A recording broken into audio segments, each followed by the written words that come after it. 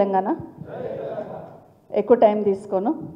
గౌరవనీయులు మన working president గారు పిలవగానే మన కార్యక్రమానికి వచ్చి మనందరికీ కూడా భరోసా కల్పించే ప్రయత్నం చేస్తున్న గౌరవనీయులు కేటీ రామారావు గారికి, వేదిక మీద ఉన్న ఈరోజు సభకు అధ్యక్షత వహించిన ధర్మారెడ్డి గారికి, వేదిక మీద ఉన్న సోదరులకు అందరికీ, కార్తీక్ బాబుతో సహా అందరికీ కూడా, అందరు అధ్యక్షులు ఉన్నారు, కార్పొరేటర్స్ ఉన్నారు, అందరికీ కూడా, అందరితో పాటు ఈరోజు ఇక్కడికి వచ్చిన మా అన్న తమ్ముళ్ళకు, మా అక్క చెల్లెళ్ళందరికీ కూడా నమస్కారాలు తెలియజేసుకుంటూ, ఈరోజు ఈ కార్యక్రమంలో శ్రీరామ్ రెడ్డి గారు కానీ నరోత్తం రెడ్డి గారితో పాటు కొంతమంది వచ్చున్నారు, శ్రీరామ్ రెడ్డి గారితో పాటు కొంతమంది వచ్చున్నారు, అందరికీ కూడా మనస్ఫూర్తిగా స్వాగతం చెప్తా ఉన్నాను. మరొకసారి ఇక్కడ కూర్చోగానే చాలా సంతోషం అనిపించింది. మళ్ళీ అందరినీ ఆత్మీయులందరినీ కలిసిన ఫీలింగ్, చేవెళ్ళ కానీ రాజేంద్ర నగర్ కానీ ఎక్కడ చూసినా మళ్ళీ ఆత్మీయులందరినీ కలిసిన ఫీలింగ్ వస్తూ ఉంటుంది. మీ అందరికీ కూడా ఈరోజు పార్టీలోకి వస్తున్న అందరికీ స్వాగతం చెప్తా ఉన్నాను. శ్రీరామ్ రెడ్డి గారు రాగానే అడిగాను నేను, నారాయణ రెడ్డి అన్న ఎట్లా ఉన్నాడు అంటే, ఒక బాధ్యత అప్పచెప్తే ఎట్లా పనిచేస్తారనే దానికి వాళ్ళ కుటుంబం ఉదాహరణ. శ్రీరామ్ రెడ్డి గారు పార్టీ అధ్యక్షులుగా పనిచేస్తారు, నారాయణ రెడ్డి అన్న కూడా పార్టీ అధ్యక్షులుగా పనిచేస్తున్నారు. అట్లాగే నరోత్తం చూడగానే రామకృష్ణ అన్న గుర్తుకొస్తూ ఉంటారు. అట్లాగే ఇప్పుడు అనంతరెడ్డి గారు చెప్పినట్టు ఇందిరారెడ్డి గారు ఉన్నప్పటి నుండి 1981 నుండి అనుకుంటా, 81 నుండి అన్ని కుటుంబాలందరూ కూడా ఇక్కడ ఎక్స్ఎంపీపీలు ఉన్నారు, శ్రీహరి గారు ఉన్నారు, అందరు ఉన్నారు, నరసింహారెడ్డి గారు ఉన్నారు, సుభాష్ ఉన్నారు, అందరూ పేరు పేరున చెప్తే ఒక 100 మంది పేర్లు ఇక్కడ చెప్పొచ్చు. సో అందరు ఉన్నారు, అందరికీ కూడా అందరి బాధ్యత కూడా ఈరోజు ముందు మనకు కనిపిస్తుంది ఏంటంటే, భవిష్యత్తులో ఈ రాష్ట్రం బాగుపడాలంటే కేసీఆర్ గారు మళ్ళీ రావాలనేది ప్రతి ఒక్కరికి కనిపిస్తున్న అంశం. పైన కేసీఆర్ గారు రావాలని ఎట్లా కోరుకుంటున్నారో, కింద సామాన్యులు కూడా గులాబీ కండ ఎవరి మెడలు ఉందో వాళ్ళ దగ్గరికి వెళ్దాం, మాకు భరోసా వస్తుందనే నమ్మకం ఈరోజు కింద ప్రజలంతా కనిపిస్తూ ఉన్న సందర్భం మనం చూస్తూ ఉన్నాం.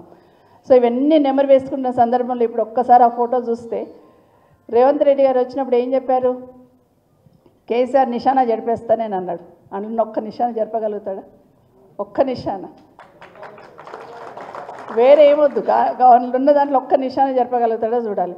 మరొక మీటింగ్ పోతే ఒక రైతన్న అంటా ఉన్నాడు, ఒక లేడీ కళ్యాణ లక్ష్మి చెక్కులు ఇస్తున్న దాంట్లో పోతూ ఉంటే 2 సార్లు ఎగ్గొట్టిండు రైతు బంధమ్మ, కేసీఆర్ పుణ్యాత్ముడు ఆయన వర్షం పడంగానే ఇస్తుండే, కలుపు తీర్థం అంటే వస్తుండే, 2 సార్లు ఎగ్గొట్టిండు అని తిడుతూ ఉన్నాడు. రైతు బంధు అంటే కేసీఆర్ గుర్తుకొస్తాడు.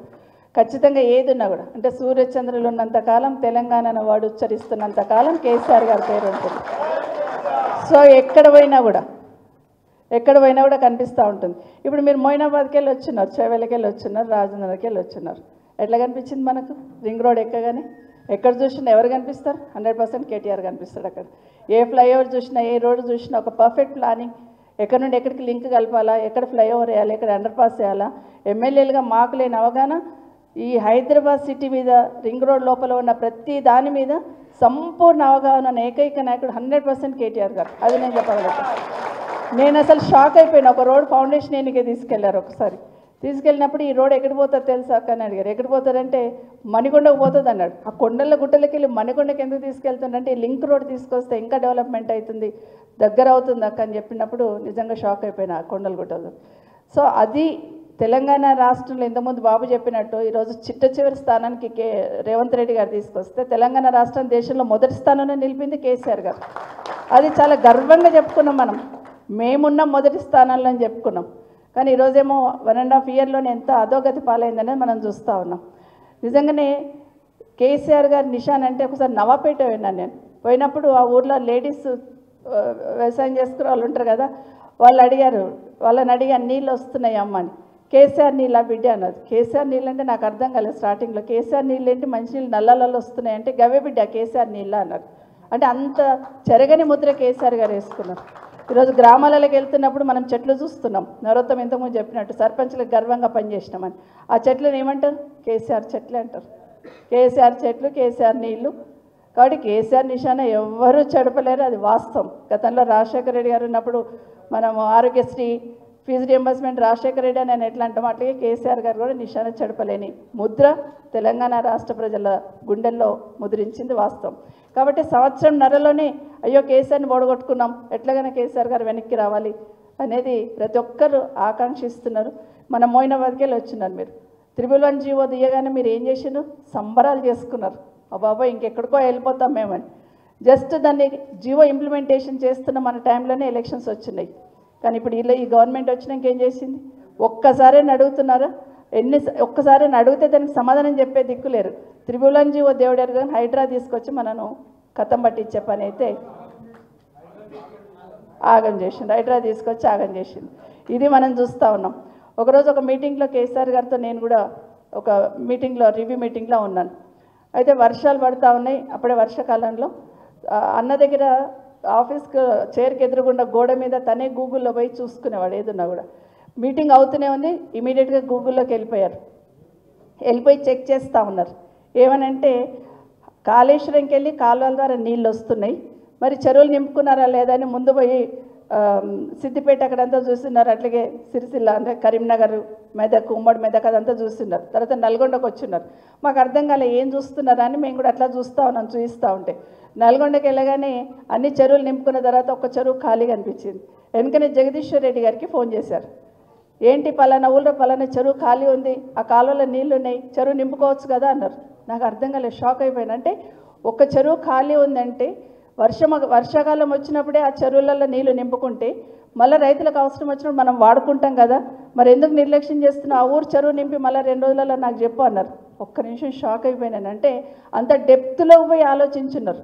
అంటే రైతన్నకి ఇబ్బంది ఉండొద్దు, రాష్ట్రం కరువుల పాలు కావద్దు, కరువుల కాటకాలు రావద్దు అనే ఆలోచనతో ఫోన్ పెట్టేసిన తర్వాత నేను అడిగాను అన్నకి, అన్న నాకు కొంచెం బాధ వేస్తుంది అన్న. ఎందుకమ్మా అన్నారు.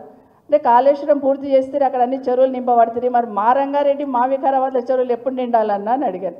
అంటే ఒక్క మాట అన్నారు, నిజమేనమ్మా తెలంగాణ రాష్ట్రం రావాలనుకున్నప్పుడు కాళేశ్వరం పూర్తి చేసి అక్కడ అన్ని కూడా నీళ్ళు ఇస్తున్న సందర్భంలో పాలమూరు రంగారెడ్డి పూర్తి చేసి కూడా ఇక్కడున్న వాళ్ళు కూడా నీళ్ళు ఇస్తే రాష్ట్రంలో ఉన్న ప్రతి రైతన్నకు నీళ్ళు ఇచ్చాననే తృప్తి నాకు ఉంటుందమ్మా, ఒక్క కోరిక నాదే అన్నారు. అంత గొప్పగా చెప్పారు కేసీఆర్ గారు. సో అంత తపన పడేవాళ్ళు. గూగుల్లో పోయి ఏ రైతన్నకు నీళ్ళు అందుతలేవు, ఏ చెరువు నిండింది, ఏ కాలంలో నీళ్ళు వస్తున్నాయని ఎంక్వైరీ చేసింది కేసీఆర్ గారు. అయితే ఇప్పుడున్న ప్రభుత్వం, ఇప్పుడున్న ముఖ్యమంత్రి గారు కూడా గూగుల్లోకి వెళ్తున్నారు. కానీ ఏం సర్చ్ చేస్తున్నారు? ఎగ్జాక్ట్గా రైట్.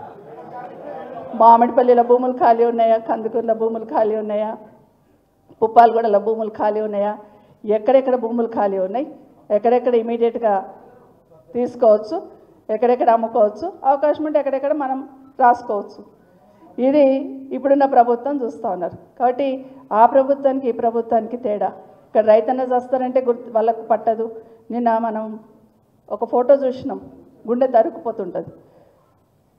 వైద్యుల నిర్లక్ష్యంతో చిన్నపిల్ల చనిపోయింది అని హాస్పిటల్ ముందు ధర్నా చేస్తూ ఉంటే, మరి అదే దారి నుండి 3 మంత్రులు పోతూ ఉంటే డెడ్ బాడీ పైకి పట్టుకొని ఆ తల్లి రోధిస్తూ ఉంటే కనికరం కనిపించలేదు అక్కడ ఉన్న వాళ్ళకి.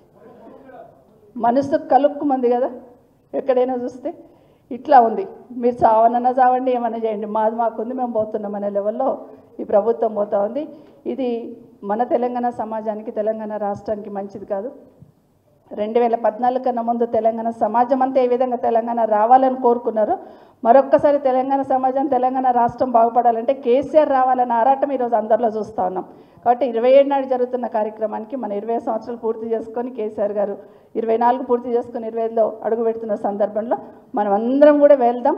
ఆ కార్యక్రమానికి వెళ్ళి ఖచ్చితంగా ఈ రాష్ట్ర ప్రజలకు భరోసా కల్పించడానికి మాత్రం ఆ మీటింగ్కి వెళ్ళాల్సిన అవసరం ఉందని మరొకసారి మీకు అందరికీ కూడా తెలియజేస్తూ, వచ్చిన అందరికీ కూడా మనస్ఫూర్తిగా స్వాగతం చెప్తూ, జై తెలంగాణ, జై కేసీఆర్.